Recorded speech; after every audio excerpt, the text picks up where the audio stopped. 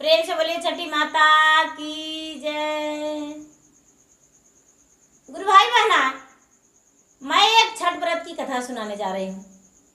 इस कथा को पूरा सुनिए और रह जानिए। जय छठी माता। एक ब्राह्मण थे और एक ब्राह्मणी थी।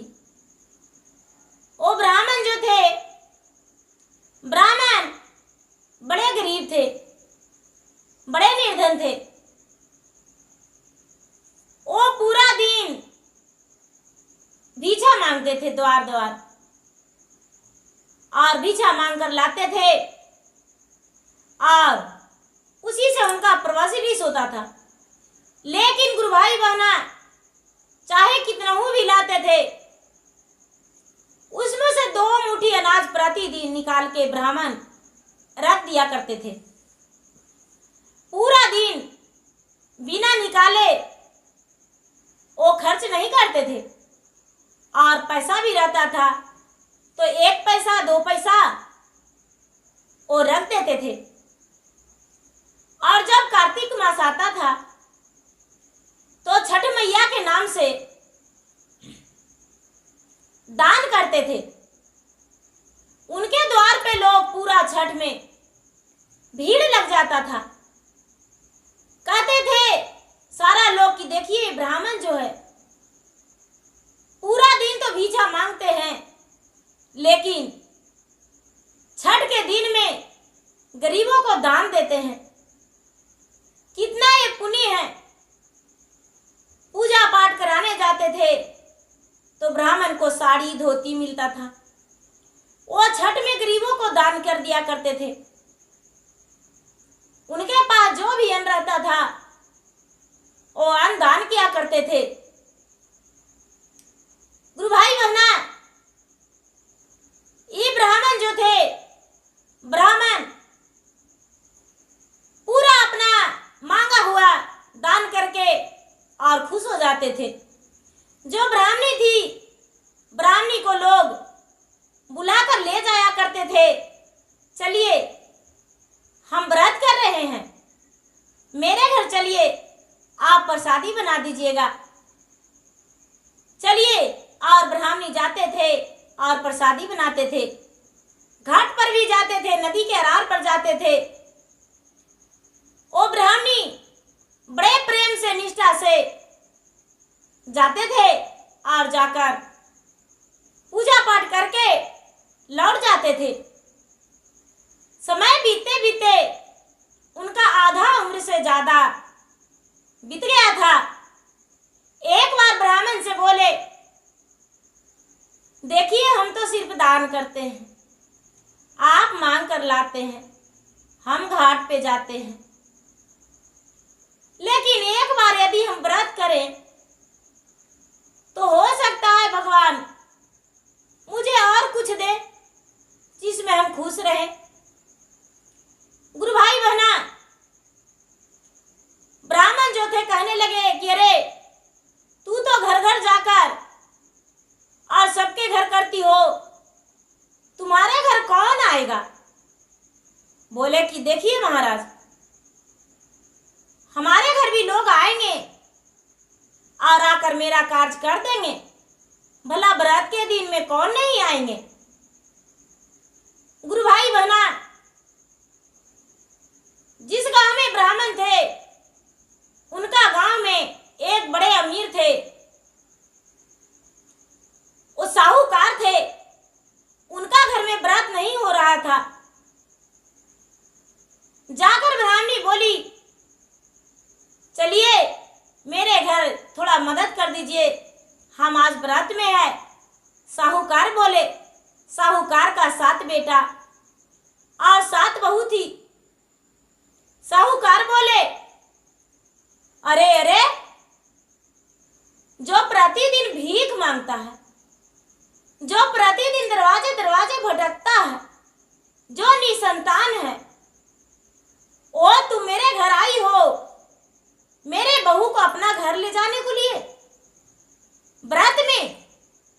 नहीं नहीं, मेरा बहू नहीं जाएगी तुम्हारे घर। जा जा, बड़े तू आई हो नियम धर्म से। गुरु भाई बहना, ही साहूकार का नई नवेली थी। उसका कुछ ही दिन बीता था और वो साहूकार बोले, एक तो दरवाजा पे है, सवेरे सवेरे नजर पड़ने से मेरा बहू निसंतान है, मेरा 7 बेटा है लेकिन किसी का संतान नहीं है, और तू चली आई हो मुंह उठाकर मेरे घर। छोटी बहू थी, नई नवेली थी। ब्राह्मणी बड़ी दुखी हुई, दुखी होकर मूर्छित होकर और जाके सो गई बिस्तर पे। ब्राह्मण बोले, अरे क्या हुआ, क्यों इतना दुखी होकर तू बिस्तर पर सो गई हो? ब्राह्मणी कहती है कि महाराज, हम सूर्य देव का अर्घ नहीं देंगे। ब्राह्मण बोले, क्यों?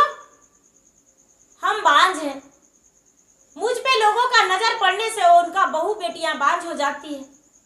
हम सूर्य देव का अर्घ देने जाएंगे तो वहां तो बहुत सारे लोग रहेंगे, हम अर्घ नहीं देने जाएंगे।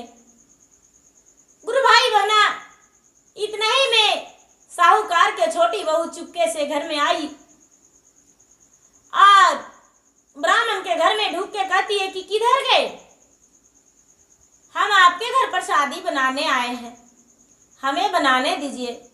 मेरी माँ व्रत करती थी और सारा दिन व्रत करती थी, माँ अर्घ दिया करती थी और माँ के साथ मिलजुल के हम करते थे। हम चाहते हैं कि आपके साथ हम मिलजुल के आपके नदी पर भी जाएं साथ में और आपका सूप भी साज दें और प्रसादी भी बना दे। ब्राह्मणी बड़े प्रसन्न होकर कहती है, ठीक है बेटिया, कर दो। ब्राह्मण के कहने पर ब्राह्मणी उठकर और जाकर प्रसादी बनाई। शाम का समय में बड़े प्रेम से डाला जो था साहूकार की छोटी बहू सजा दी और नदी पे साथ साथ पूरा दिन उपवास रह के जाके इसके साथ ब्राह्मणी के साथ इसका सूप दी और भगवान का हाथ जोड़ के विनती करके बोली, हे भगवान, मेरा जो 6 जेठानी है वो सब निसंतान है, लेकिन हे भगवान, उनका कर्म तो मैं नहीं जानता। मैं बच्चे से आपका पूजा किया हूं, मुझे ऐसा मत करना। गुरु भाई बहना, वो साहूकार की जो छोटी बहू थी, बिना परिवार के कहे हुए और ब्राह्मण के घर में आके कर दी। रात में गई, अपने पति से बताई। उसका पति बोले, अच्छा ठीक है, अच्छा किया तूने ब्राह्मण के घर गया। सवेरा हुआ, घर में बिना पूछे बिना किसी से बताए वो चली गई और जाके नदी पे उनके साथ पूजा पाठ करके और उनका सूप दे दी। बहुत सारे लोग के घर से छठ हो रहा था। ए साहूकार की छोटी बहू बहुत सारा नदी से प्रसादी लेकर आए और घर में सबको बोले, आज गांव का लोग व्रत किए थे, हमने तो नदी पे गए थे और मुझे बहुत सारा प्रसादी मिला है। उसका पति ने हंसते हंसते प्रसादी खा लिए और जो साहूकार थे, साहूकार ने नाली में फेंक दिए और उनकी जो 6 जेठानियां थी, जेठानियां ने अपने ससुर को सास को फेंकते देख वो भी नाली में फेंक दी। एक अपमान नहीं की छोटी बहू और प्रेम पूर्वक प्रसादी खा के और हाथ जोड़ के भगवान से कहती है कि हे भगवान, मैं आपका अपमानित नहीं किया हूं, मुझे दंड मत देना। गुरु भाई बहना, कुछ ही दिन के बाद चक्कर खा के छोटी बहू गिर गई और चक्कर खा के गिर जाने के बाद घर का लोग पूरा घबरा के और डांटने लगे कि लो, तू गई थी ब्राह्मणी के घर व्रत में, लोग कब होगा तो पता नहीं कौन बीमारी लेकर आई हो, किसके साथ जाके टकराई हो। गुरु भाई बहना, उसके पति उसके सास ससुर डॉक्टर के पास ले गए और डॉक्टर अंदर से निकले तो डॉक्टर हंसते हंसते कहते हैं साहूकार का बधाई हो। साहूकार बोले क्या बधाई है, मेरा जो बहू बेहोश हो गई, चक्कर खा के गिर गई, वही बधाई है। बोले नहीं, आपका ये बधाई है कि आपका 7 बेटा है और 7 बहू है, लेकिन 6 बहू का कोई संतान नहीं और छोटी बहू मां बनने वाली है। गुरु भाई बहना, ये बात सुनकर बड़े खुश हो गए साहूकार और अपना आग की पलकों पे बैठा के रखने लगे। घर ले आए बड़े खुशी से और सबको बताए। 6 जेठानियां जलने लगी और जेठानियां जो थी वो सोचने लगी कि अच्छा, इसका तो बच्चा किसी तरह से हम मार देंगे और नहीं तो पूरा राजपाट इसी का हो जाएगा, सारा धन संपत्ति इसी का हो जाएगा, घर में पूरा लाड प्यार इसी को मिलेगा। गुरु भाई बहना, अब क्या करती, कहीं पानी गिरा देती, कहीं पे किसी तरह से इसका सोचती कि इसका बच्चा पेट में ही मर जाए। लेकिन छठ माता इस पे विराजमान थे। छठ माता सूर्य देव इसका पेट का बच्चा का कुछ भी नहीं होने दिए और जब 9वां महीना हुआ, बच्चा जन्म लिया तो पुत्र जन्म लिया और पुत्र जो था बहुत सुंदर और बहुत सुशील। आप जेठानियां है, जेठानियां सोचती है कैसे करके इसका बच्चे को मारूं, इसका बच्चे को यदि मार देंगे तो मुझे संतोष हो जाएगा। गुरु भाई बहना, दूसरा बच्चा के जन्म लेते ही, दूसरा महीना नहीं 3रा महीना के में छठ का दिन था और वो जो साहूकार की छोटी बहू थी अपने पति से बोली, हम जाएंगे बच्चे को लेकर, आज लोग देंगे ब्राह्मणी के पास, साथ जाएंगे। उसके पति सास ससुर बोले ठीक है, जा सकती हो, जाओ। एक गई तो जेठानी बोली हम भी तुम्हारे साथ जाएंगे। गुरु भाई बहना, जेठानी भी गई और जाकर सूप देने लगी ब्राह्मणी को, तो उसका बच्चा को जल में फेंक दी। जल में फेंक दी कि बच्चा मर जाएगा और जल में फेंककर चुपचाप सबके साथ में खड़ी हो गई। जब अर्घ पड़ गया तो छोटी बहू कहती है कि अरे दीदी, मेरा बाबू कहाँ है, मेरा बाबू किधर गया। 6 जेठानिया में किसी में नाम नहीं लिया कि तेरा बच्चा को हम नदी में फेंक दिए हैं। गुरु भाई बहना, उसका पति भी साथ थे लेकिन वो नहीं देखे। बहुत लोग देखे थे लेकिन सेठ जी का डर से, साहूकार का डर से किसी ने आवाज नहीं निकाला। नदी के अरार पे छोटी बहू साहूकार का गड़गड़ाने लगी, रोने लगी।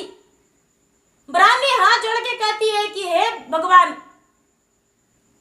आपने ये क्या किया, इसका बच्चा क्या हो गया। यदि इसका बच्चा वापस नहीं आएगा तो हम यहाँ पे अपने प्राण को त्याग देंगे। एक तो मैंने व्रत कभी किया था नहीं, लेकिन मेरा आधी उम्र, मैं बांझ था, मेरा आधी उम्र बीत गया और मैंने व्रत करने लगा। मेरे पति भीख मांगते हैं, पूजा करवाते हैं, उससे व्रत करते हैं। यदि इसका पुत्र नहीं मिलेगा तो आपका व्रत कौन करेगा। गुरु भाई बहना, सूर्य देव एक बच्चा उधर से इसका नदी में फेंकाया था और 2 बच्चा एक नौजवान रूप में ब्राह्मण के पुत्र बन के और दोनों तरफ बच्चा लेकर आए और कहने लगे अरे नदी में फेंका हुआ किसका बच्चा है, किसका बच्चा बच्चा है। गुरु भाई बहना, एक बच्चा तो साहूकार का छोटी बहू का था। साहूकार की छोटी बहू देखकर हंसने लगी और बच्चे में लिपट के और उसका दूध पिलाई। मेरा बच्चा नदी में कैसे चला गया, नदी में कैसे चला गया। अब ये जो ब्राह्मणी है वो कहती है कि एक बच्चा, तो एक बच्चा आप रख लीजिए, एक बच्चा लीजिए, आपका भगवान लगता है सूर्यदेव आपको दिए हैं। गुरु भाई बहना, ब्राह्मणी ने बच्चा पाकर बड़े खुश हो गई और साहूकारनी का बहू भी बच्चा ले ली। और जो वहां जो सूर्यदेव एक ब्राह्मण का रूप धर के आए थे, उसे प्रसादी देते हुए ब्राह्मणी भगवान को प्रणाम की और बोली, आप यदि नहीं रहते तो ये बच्चा तो नदी में डूब गया था। सूर्यदेव अपना रूप में प्रकट होकर कहते हैं कि मैं कोई ब्राह्मण नहीं हूं। सारा लोग वहां से चले गए थे, कोई भी उनका इंतजार नहीं किए थे। 6 जेठानियां भी चली गई थी घर और जाकर अपने सास और ससुर को बोली, आपका बड़ी सती सावित्री धर्मात्मा जो बहू है अपने बच्चे को नदी में फेंक कर मार दी। उनका सास और ससुर भी उस जगह पे आ चुके थे। सूर्यदेव का दर्शन पाकर सब प्रसन्न हो गए और ये ब्राह्मणी कहती है, हे भगवान, ऐसी कृपा सब पे करना। आज मुझे कलंकनी साबित करने से आप छुटकारा दिवा दिए। आज साहूकार की बहू और हम भी कलंकनी हो जाते। साहूकार की बहू बोली, हे सूर्यदेव, हम आपका व्रत अवश्य करेंगे और बड़े धूमधाम से और बड़े खुशी से करेंगे। गुरु भाई बहना, सूर्यदेव अंतर ध्यान हो गए। ब्राह्मणी अपने पुत्र को लेकर और घर लौटी। ब्राह्मण बड़े खुश हो गए, उनका बुढ़ापे का सहारा पुत्र बन गया। और ये जो साहूकार की बहू थी, बहू घर आई अपने, उसके सास ससुर आए। और जब दूसरा कार्तिक मास आया तो बहू बड़े धूमधाम से व्रत की। 6 जेठानियां जो थी बिल्कुल बांझी रह गई, उनका संतान तो हुआ ही नहीं। और इसका संतान को कितनों मारने को कोशिश किया, लेकिन इसका संतान मरा ही नहीं। और फिर से एक पुत्र हो गया, 2 पुत्र इसका हो गया और इसका छोटी बहू का सुखी जीवन बीतने लगा। और 6 जेठानियां इसका पुत्र को देखकर जलते ही रह गई। तो गुरु भाई बहना, दूसरे को संतान को देखकर जलना नहीं चाहिए। ये नहीं लोग कहे कि अरे मुझे संतान नहीं तो तुम्हें संतान कैसे हो गया।